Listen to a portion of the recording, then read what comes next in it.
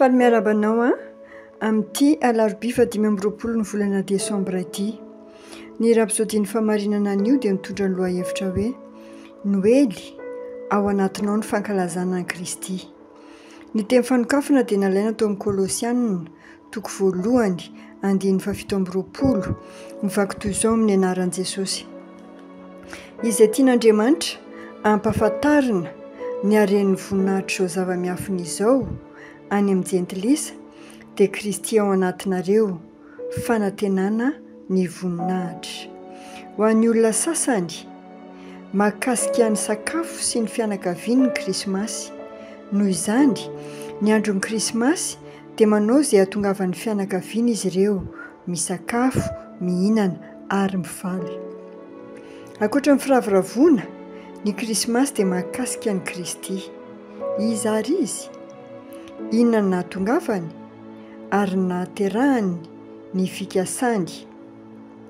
Raha tsy nahatanteraka ny fikasany izy dia ho foana ny fiainana. Tonga izy velona, maty ary velona indray mba ho velona ianao. Hoy izy eo amin'ny Jaona 4:10 amin'ny Amplified hoe izao avy mba hananany sy hifaliany amin'ny fiainana ary hananany be dia be na hoe ambara-pahatongan'izany. Dia hoy ny Jaona 1:3-9 hoe izany no nisehoany zanak'Andriamanitra dia ny handrava ny asan'ny devoly. Io Jesosy io ihany no ho avy indray ary tonga ny fotoana hanompoana azy tokoa. Tonga ny fotoana hahafantarana azy marina tokoa. Ny Titosy 2:17 dia milaza zavatra tsara momba ny maha izy azy. Izy no ilay Andriamanitra lehibe sy mpamonjy antsika. Hoy ny Titosy hoe 2:17 sy ny 14 miandrandra ny fanantenana mahafinaritra sy ny fisehoan'ny voninahitr'Andriamanitra lehibe dia Jesosy Kristy mpamonjy antsika. Hitanao izany? Jesosy dia Andriamanitra. Rehefa teraka tao amintsika izy dia nantsoina hoe Emanuela na hoe Andriamanitra miaraka amintsika. Fa ao amin'ny Kolosiana 2:17 io ny Baiboly, ny fahafenon'ny mahan'Andriamanitra no mitoetra ao aminy. Ny maha-Andriamanitra rehetra dia mitoetra ao amin'i Jesosy Kristy. Hoy ny Baiboly hoe fa ao aminy no itoeran'ny fahafenon'ny fomba an'Andriamanitra amin'ny vatana. Jesosy Kristy no tenan'Andriamanitra. Izay rehetra maha-Andriamanitra dia ao amin'i Jesosy. Fa ity ny ampahan'ny tena manentana.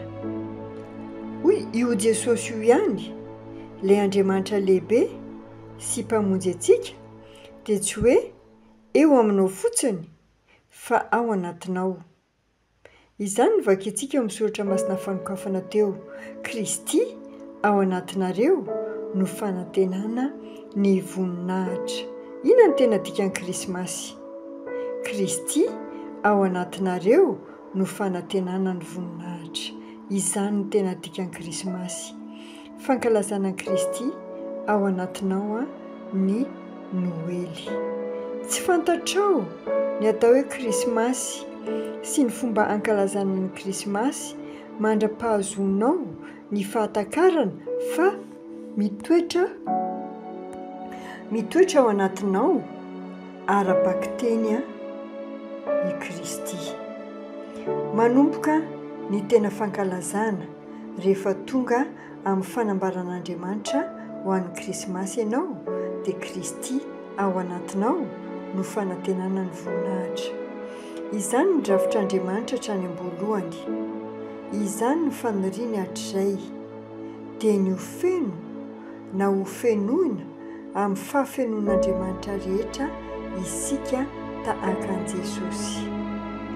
Alleluia. Asaiko ianao hamerina izao fanekam-pinoana izay ho tonoko manaraka izao.